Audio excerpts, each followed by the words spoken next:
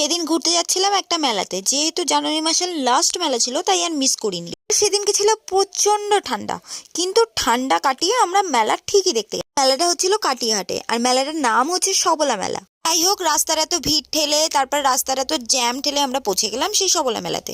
মেলাতে ঢুকতেই দেখি যে এরকম একটা থিম করেছে, খুব সুন্দর দেখতে লাগছিল। মেলার ভেতরে অনেক রকম স্টল বসেছিল, আর নাগরদোলা তো আছে। যাই হোক, তারপরে আমরা প্রত্যেকটা স্টল ঘুরে ঘুরে দেখতে লাগলাম যে কি কি আছে, কি কি ভ্যারাইটিস আছে, কি খাবার দাবার আছে, সেসব দেখতে লাগলাম।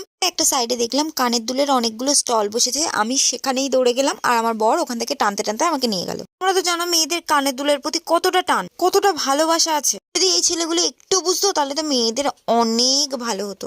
দেখো কেমন ভাবে হাত ধরে টানতে টানতে আমাকে এই স্টলের বাইরে নিয়ে আসলো, কিন্তু কিছুতেই যেতে চাইছি না, আর ঝামেলাও করছিলাম, তাও শুনলো না।